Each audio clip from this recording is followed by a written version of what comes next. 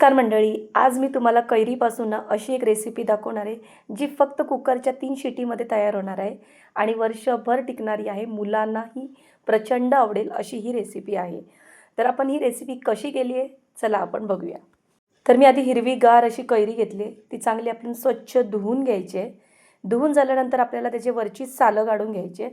तर सगळ्या कैरींची मी वरची सालं काढून घेते. बघा अशा पद्धतीत काढून घेतलेली. तर साली काढून घेतलेली आहेत. आता आपल्याला याला कट करून घ्यायचं आहे. तर कट तुम्ही कुठल्याही आकारात करा. तर मी असे छोटे-छोटे आकारात ते कट करून घेते. आता सगळ्या कैरी मी कट करून घेतलेल्या आहेत हे बघा या पद्धतीमध्ये. आता आपण काय करायचं आहे, कुकरमध्ये आपण घालून ही चांगल्याला 3 शिट्ट्या द्यायच्या आहेत. त्यासाठी मी कुकर घेतलेला आहे. एक भांडं घेतलं आहे, त्यामध्ये कैरी कट केलेली घातली आहे, स्वच्छ धुवून घेतलेली आहे. आता मी कुकरमध्ये ही कैरी मस्त अशी वाफवून घेणार आहे, म्हणजे याला 3 शिट्ट्या देणार आहे. कुकर लावून घेते आणि गॅसवर ठेवून आपल्याला 3 शिट्ट्या द्यायच्या आहेत. तर एक शिट्टी झालेली आहे. अशा करून मी 3 शिट्ट्या केलेल्या आहेत. आता ही बघा.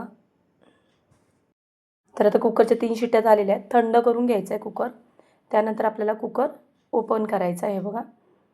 हे भांडं काढून घ्यायचं आहे आणि चांगली ही कैरी थंड करून घ्यायची.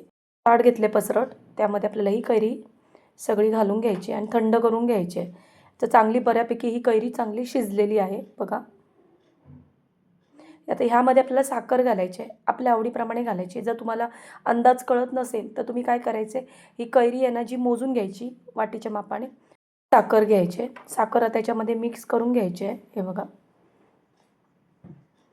तर थोडी मॅश करून घेते.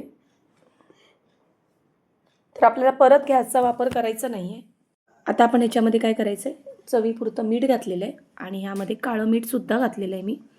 तर यामुळे चव छान येते. जिरं घालायचं 1 चमचाभर आणि काळी मिरी पावडर आणि माझ्याकडे ना पुदिनाची पानं होती, पण ती जरा सुकली होती.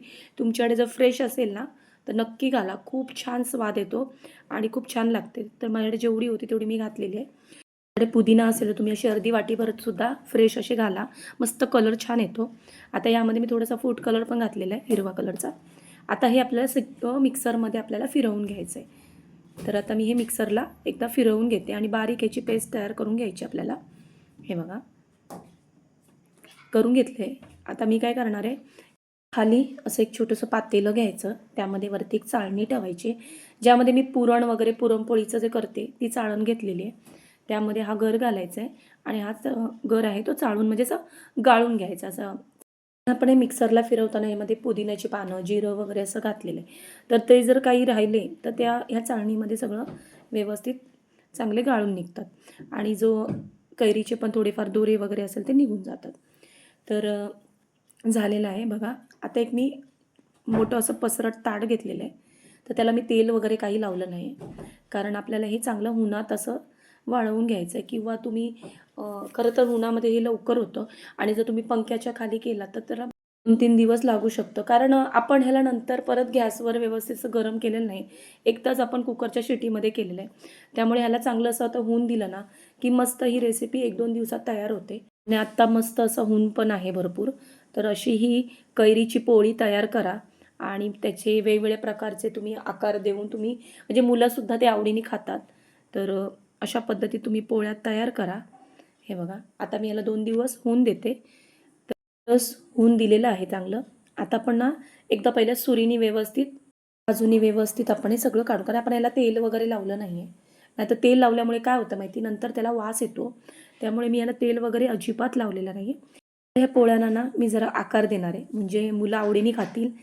अशा मोठ्या मोठ्या आकाराच्या वड्या तयार करून घेणार आहे.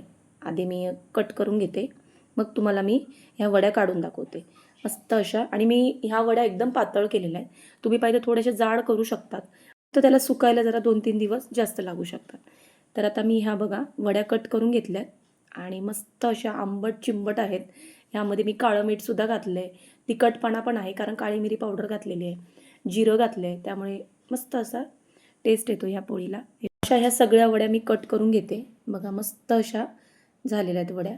हे बघा एक तुम्हाला दाखवते सुद्धा. बघा मस्त अशी आहे की नाही, अप्रतिम. आणि तुम्ही जाडसुद्धा करू शकता, मी तुम्हाला सांगितलेल्या आहेत. हे बघा तर अशा ह्या सगळ्या मी वड्या काढून घेतलेल्या आहेत. आता आपण आहे ना एका म्हणजे जी प्लेट होती त्याच्या मी वड्या केल्या आहे. तर वड्या तयार करून घेतल्या. आता थोडेसे मी रोल पण तयार करून घेते. त्यासाठी मी कट करून घेते. हे बघा. अशा पद्धतीत आपल्याला हे सगळे कट करून घ्यायचे आणि रोल करायचं आहे बघा या पद्धतीमध्ये. त्याप्रमाणे मी छोट्या-छोट्या आकाराचे पण मी कट केलेले आहे. तर तयार आहे मस्त चटपटीत कैरीच्या वड्या केलेल्या आहेत आणि त्या नक्की आवडतील तुम्हाला.